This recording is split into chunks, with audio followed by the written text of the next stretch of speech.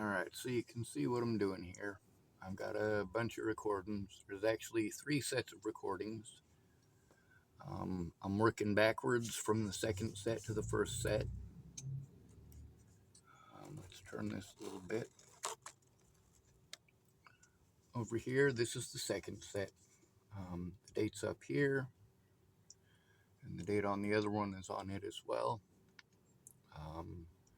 The recordings, I just added letters afterwards so it doesn't get them out of order.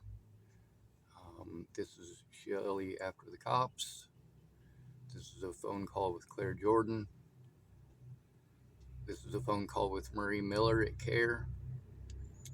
This is a missed call that she didn't answer. This is a second call with Marie Miller. This is one where I was calling to complain about the situation. Here's the one with the call from Sean. So we're going to go through these in order. The 3 of them on there that haven't had a name filled out to them, those are situations where I was trying to turn stuff into CARE. The other employees try to explain to them the situation. And yeah, they have some personal information in them because, well, like I said, when I go to tell mandatory reporters, especially women, about the abuse that I'm going through, they tend to want to tell me about their personal issues. That's not helpful. It does help a little bit to know your background, but that just comes to a level of understanding. Now I'm going to post these in a series. I'm sorry that they're not numbered. Hopefully when I'm done posting all these up, I'll be able to go through and set all of them in order. That way you can listen to everything start to finish. There's also a lot of other evidence stuff that, due to the long-term incarceration, I got to try to get that stuff back, which takes money, and some of it I'm going to require help from the courts. So the evidence that I have so far is enough for convictions in a lot of these cases, so that should be enough to open up the other evidence. Let's see. I think we're going to start off with this Marie Miller one, and hopefully it plays. It won't play on the regular media player, so I have to open this media player.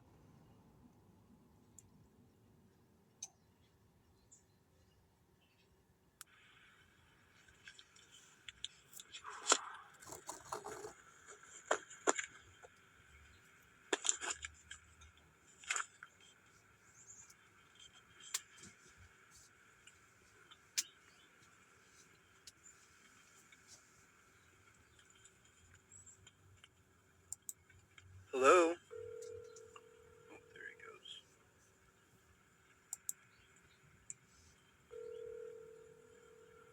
Oh, I am going to pause to say that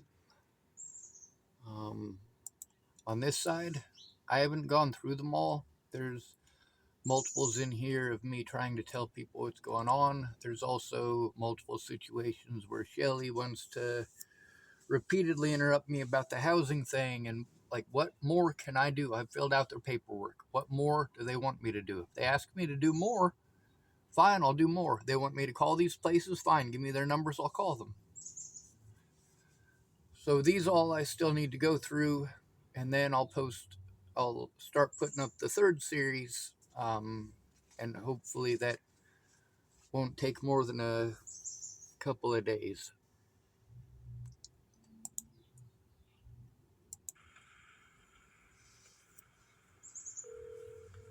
Hello, Hello, is this Marie Miller? this is. My name is Sean Schwartz. Yes. You gave me a call last Wednesday, I guess. I literally did not get the message until about 6 o'clock this morning, and I didn't want to call you at 6 o'clock this morning. I was the person that you had called that they didn't give you the name for. Yes. Okay, so there's a long-term situation that's been going on, and it's a lot of abuse against me. There's the some of the staff there are aware that the abuse that I've been going through is a very real thing. But for since 2022, I've been running around filling out paperwork for housing, and the situation with people assaulting me is being ignored. Until recently, I was treated like everything that I said was a schizophrenic delusion or a lie. I've got my psychological evaluations that should. I'm going to pause that. I was afraid to even call her back. Like I said, I don't have a friend or family member to make these calls with me. So there was a possibility that she was going to treat me the way these other people had treated me. This woman was actually pretty nice in this call, and she tries to set me up with that Sean feller, which he just took his position a couple of days ago. So like he's brand new to this, and the last thing that I want is for him to end up in jail and or prison because he's making these kind of serious mistakes from the very start. You know, it's one thing to cover for your employees or to cover your butt, but in this situation, it needs to be taken as a serious situation. The stuff from Russell and the stuff from Claire, they both have stated that, yes, my life is in danger. Um, and there's also the evidence of why, that both of them have only gotten to see a tiny part of. Show that I'm not schizophrenic, I'm not delusional, I am autistic. There's also a lot of videos showing the abuse that I'm actually having to endure, showing the assaults and so on. The problem is that I don't have a friend or family member, and I'm an autistic adult, so I'm vulnerable to this kind of abuse, and it keeps on happening. Um, so I was hoping. Sorry, I gotta pause it one more time.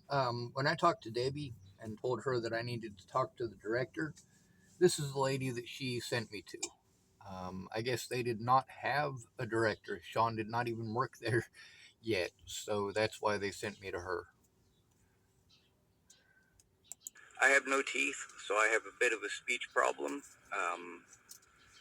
And I also stutter quite a bit, and I also say and a lot because of the stuttering issue, so I apologize if my speech doesn't work right.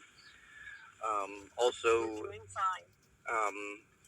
One of the things is having socially, I think in that situation I'm supposed to say thank you when somebody tells me I'm doing fine. But the reality is, in a lot of those situations, not necessarily this one, but yes, in this one, that's actually dismissive of the communication issues that I'm having.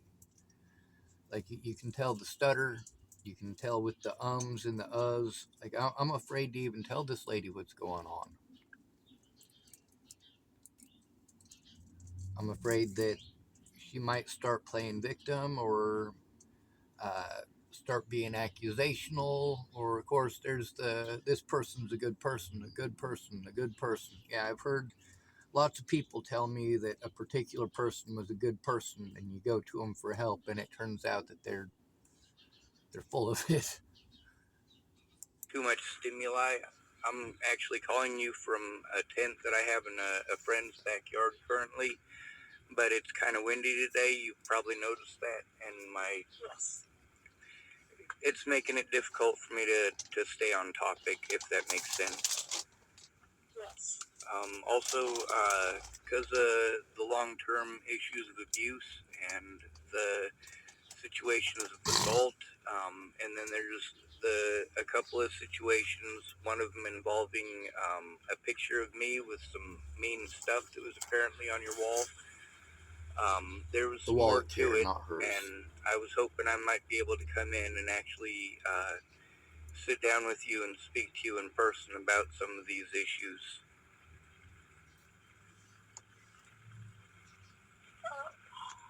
Okay, so I'm the board chair, and CARE has an interim executive director.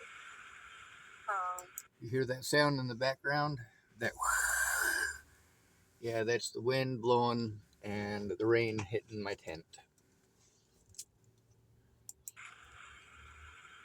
And his name is Sean Hubert. Sean Hubert? Let me, Yes. I pulled a pen out to write this down, and now I'm, okay, I was laying on it. I'm assuming S-E-A-N? S-E-A-N. H-U-B-E-R-T. S-E-A-N H-U-B-E-R-T. E-R-T. Yes. And so have you ever been housed by CARE? No, ma'am. So you haven't stayed in our shelter or anything? I stayed in your, the little temporary thing for one night to go talk to Russell. Because they changed all of the men that were working during the day are now working the night thing. But I have a tent in somebody's backyard for right now. But yeah, I mean, other than that, no housing. I was sent to TFCC and CARE and Northwest Senior and Disability Services all the way back in 2022 over abuse, and because I'm disabled, the cops wanted to blow me off and send me to all of you guys. And then when I went to all of you guys, I ended up having to fill out housing paperwork everywhere, and the assaults against me kept on happening. The people. Yeah, I want to pause it there too, because all of these other agencies that I went to, I have recording after recording with them saying that all they do is housing. All these places that are supposed to advocate for us, and it says it's an advocacy agency and they only advocate for housing. So you go in and you fill out the paperwork, and what do you do after that?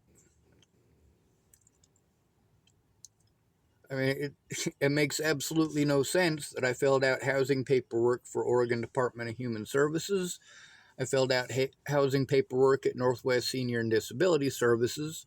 I filled out housing paperwork at TFCC, which is Tillamook Family Counseling Center. And I filled out housing paperwork at CARE. And yeah, at some point during all of that housing paperwork I was filling out, while I'm trying to turn in abuse, that's why I'm sent there. I just needed a room I could sit down with my evidence in as a matter of efficiency and a matter of speed, so I could turn that stuff in as quickly as possible. But I got ran around in circles, which ate up a lot of time. And while that time was getting eaten up, I was taking more abuse from more people. These people who were threatening me and assaulting me in town went and spread them rumors to their friends and family, who continued to, well, even to this day, I have to deal with Andrew Wolnez, his son's friends, and of course, John Photius, and I also have to deal with the abuse from, well, a lot of other people over this. When I say abuse, I'm not just generalizing. I've had to endure physical abuse. I've had to endure sexual abuse. I have had to endure financial abuse, psychological abuse. I've had to endure theft. I've had to endure assaults. I've had to endure all sorts of vandalism, too. And these people think it's okay because they heard a rumor on the internet that I was a creepy stalker.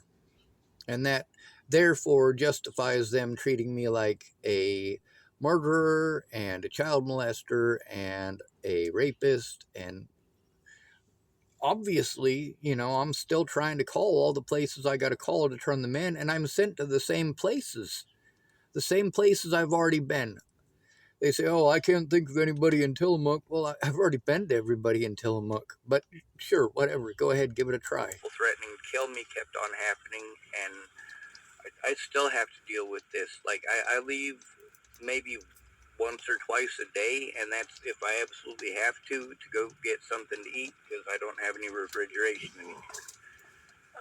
So when you say that people are abusing and assaulting you, are you saying that CARE employees are doing this, or people in the outside community? Okay, so nobody at CARE that works there has physically assaulted me. The physical assaults are primarily from other people in the community, and that also does include police officers. And the reason for this is because, like, are you into true crime at all? I should probably ask that first. This is the part where I tried to tell her about Natalie. Am I into what? True crime, you know, the shows about dead people on like A&E. No.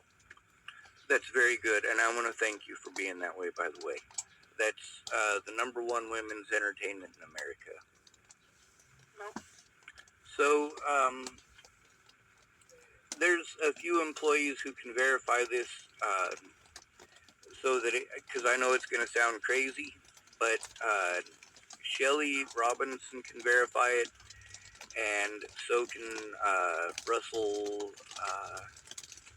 I can't remember his last name at the moment, but I know Russ. all right. So the A&E thing with God, what do you call that? Here, let me move into a different position. The A&E thing, Murder in the 21st, Season 1, Episode 1, is about the death of Natalie Bollinger. It's got my face all over it. It's got my name all over it. It's got a bunch of slander in it.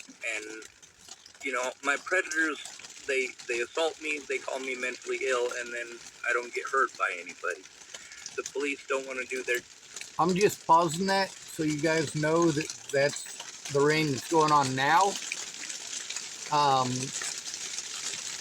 So it might be difficult to hear the rest of the recording.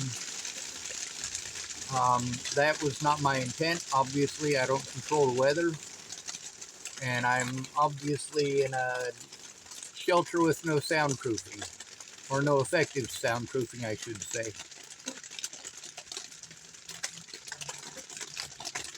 I think it's slowing down enough that we can hear it. I hope. Jobs for, you know, disabled homeless people, but I'm still disabled. I had to try to turn in CARE, and I had to try to turn in all of the other places with mandatory reporters that I was sent to all the way back in 2022, and I've been sent around in circles ever since then. I still have to take the assaults. And when I go to mandatory reporters, even if I was just assaulted 20 minutes ago, I have to listen to them tell me, well, it's in the past. But it's not in the past. There's also the issues with a lot of the stuff with my legal paperwork, where they coordinated together to say things and put things in my court, as well as in my paperwork that is incorrect and that needs to be rectified. I do have my paperwork to bring in and show. There's also the situation where I was trying to show some stuff that I was supposed to be able to show to Miss Shelley, and she hasn't been able to make the time for any of that. She's either out sick or rescheduled another appointment, and then when I try to tell the staff down there that I've been assaulted, the 5 times that I've been assaulted since I was released from jail, I've gone down there to tell them like I'm instructed to, and every time they tell me that they'll schedule me a meeting for Miss Shelley. Well, that's not how mandated reporting is supposed to work, and that's why this keeps on being a situation where it's over and over again. Like, I'm having issues sleeping. It's impossible for me to get the assistance that I need because people aren't taking the time to sit down with me and look at evidence or sit down and hear my side. They get so into having all these ideas and all these things that they want me to do, they don't stop to ask if I did them already. And I've stated repeatedly to Miss Shelley, because in almost every meeting, you know, I have to try to turn this stuff in, and she wants to change the subject to housing, and then I explain that I already filled that stuff out with Russell. And I haven't gotten any further instructions on what to do about the housing, and they're still missing the housing paperwork. All this time, Miss Shelley hasn't found the housing paperwork, and we'll get to listen to that conversation with Russell, by the way. Like, Miss Shelley hasn't done anything. And then that I'm willing to fill it out again so that we can get it done and over with. She says I don't have to fill it out again. It might be in some emails or something like that. And it's, a situation where it's been going on for months. This isn't the first time they've lost the housing paperwork. I do want to mention that as well. Like Russell lost all of the housing paperwork previously before. They couldn't find it, and Shelly was bitching at him. And I had to fill out two more of them because they still couldn't find two of them. And when I filled those two out and turned them in, well, they had already found the two that were missing, so I was handed them back. There's also, sorry, there's a jet going overhead.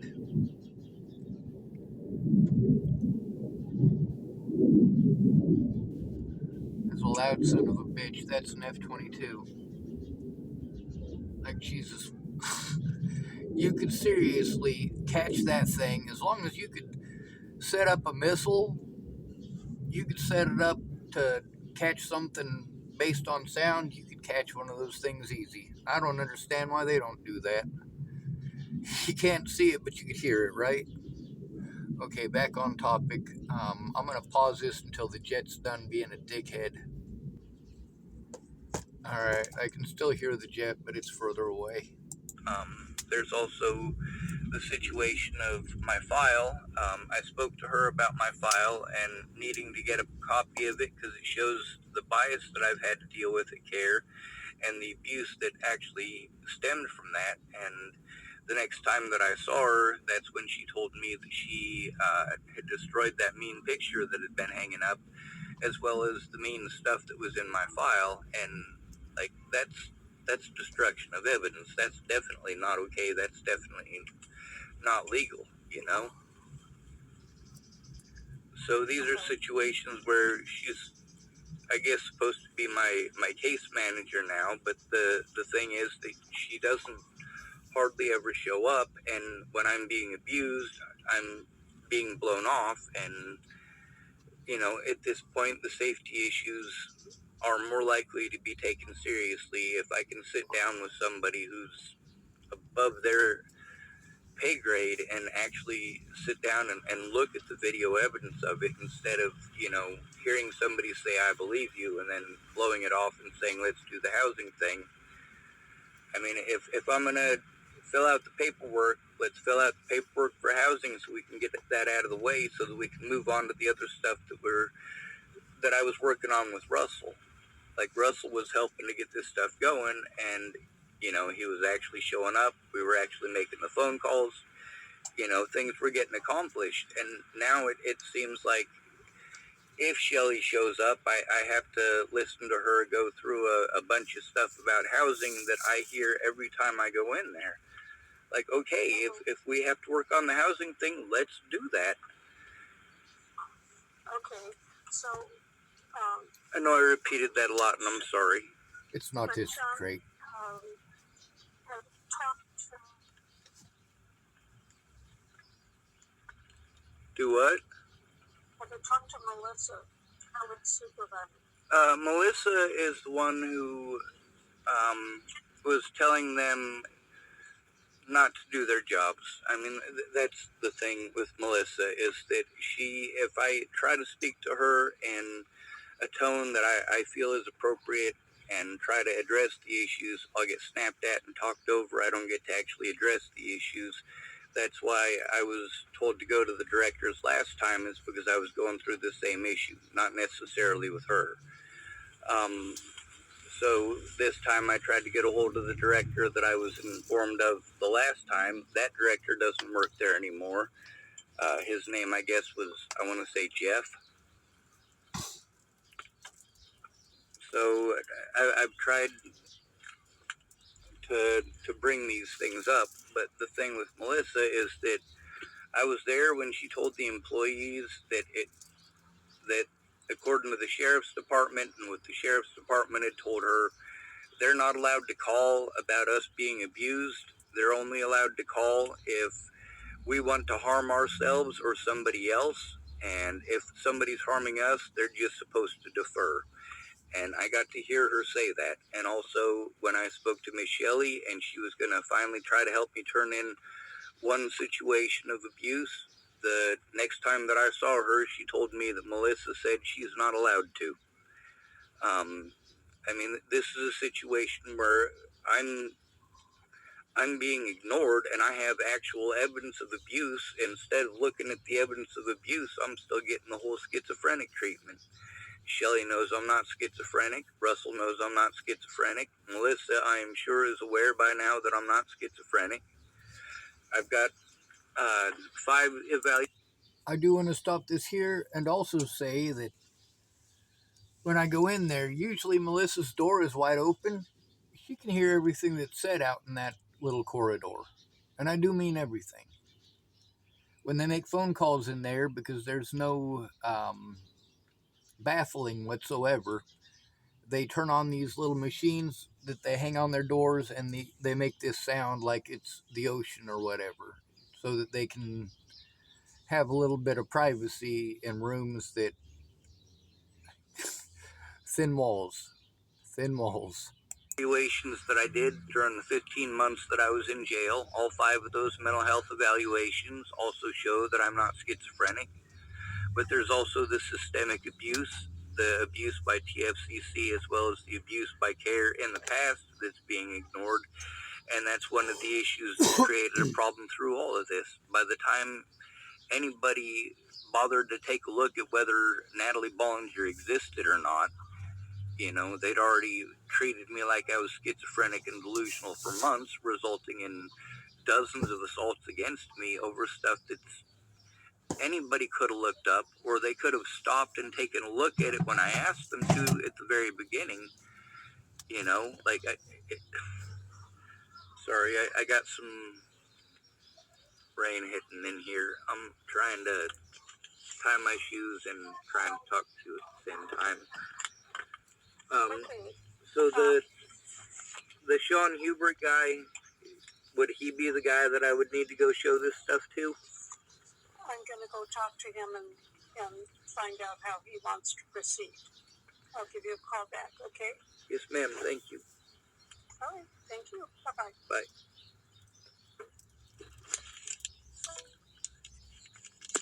She listened well and she talked nicely. Oh, God. This is a problem with having to try to call places when I am sleep deprived. I end up rambling too much. Alright, so that phone call's already over. This is the missed call. This one as well.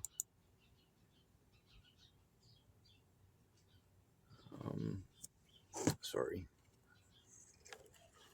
Also, I didn't think that I was able to record the conversation with Shelley and the cops, but apparently I got 19 minutes of it recorded.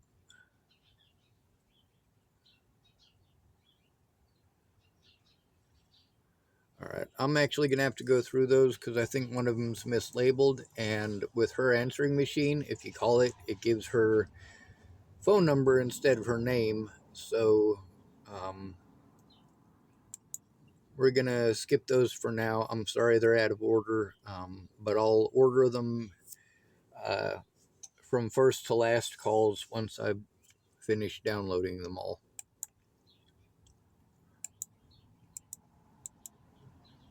Anyway, he did eventually call me back.